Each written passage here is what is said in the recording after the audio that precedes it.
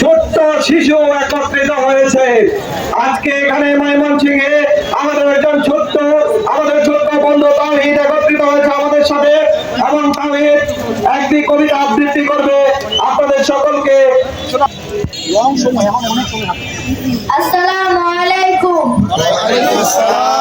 ময়মনসিংহের মুক্তিকামী জনতা, আপনারা সবাই কেমন আছেন?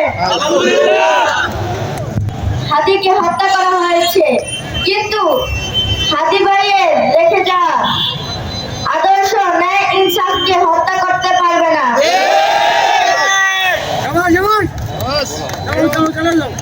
হাদি ভাইয়ের আদর্শের বিপ্লবী কাফেলা থেমে থাকে না, বসে থাকে না। বিপ্লবী কাফেলা বিপ্লব থেকে প্রশিক্ষণ নিয়ে মহাবিপ্লবী হয়।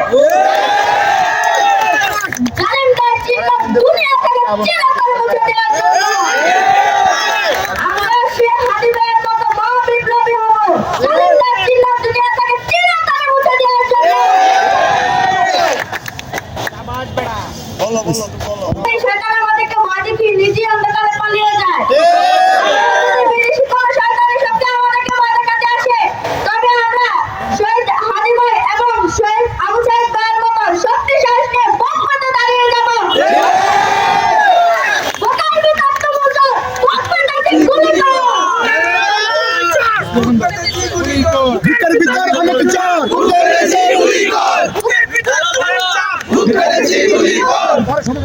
আমি এখন কবি আর মাহমুদের এই মিছিল কবিতাটি আবৃত্তি করছি।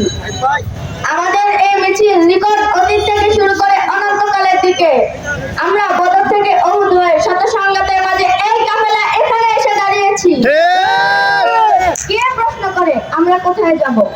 আমরা তো বলেছি আমাদের জীবনযাত্রা অনন্তকালের দিকে। উদয় অস্ত ক্লান্তি আমাদের কোনোদিন বিহ্বল করতে পারেনি। আমাদের হাতে একটি মাত্র গ্রন্থ আল কোরআন। এই পবিত্র গ্রন্থ কোনদিন কোন অবস্থায় কোন তাওহীদবাদীদেরকে থামতে দেয়নি। আমরা কি করে থামি? আমাদের দেহ ক্ষত বিক্ষত, আমাদের রক্ত সমুদ্র হয়ে উঠেছিল মোটার প্রান্তরে। পৃথিবীতে যত গোলাপ ফুল ফুটে তার লাল বর্ণ আমাদের রক্ত, তার সুগন্ধ আমাদের নিঃশ্বাস বায়ু। শহীদদের চেহারায় কোনো ভিন্নতা নেই। শহীদ শরীফ ওসমান হাদির ভাই, শহীদ আবু সাইদ, মীর মুগ্ধ, সবাই এক। শহীদদের চেহারায় কোনো ভিন্নতা নেই। আমরা জানি শয়তান আমাদেরকে ভয় দেখিয়ে নিজের অন্ধকারে পালিয়ে যায়। আবার যদি বিদেশি কোনো শয়তানি শক্তি আমাদেরকে ভয় দেখাতে আসে, তবে আমরা শহীদ আবু সাইদ ভাইয়ের মতো এবং শহীদ শরীফ ওসমান শয়তান আমাদেরকে ভয় দেখিয়ে নিজের অন্ধকারে পালিয়ে যায়। আবার যদি বিদেশি কোনো শয়তানি শক্তি আমাদেরকে ভয় দেখাতে আসে, তবে আমরা শহীদ আবু সাইদ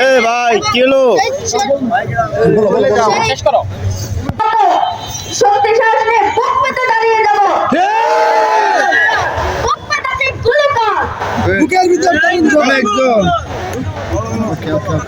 আমরা তো শাহাদাতের জন্য মায়ের উদয় থেকে এই পৃথিবীতে পা রেখেছি। কেউ কাপড় ছায়, কেউ বদর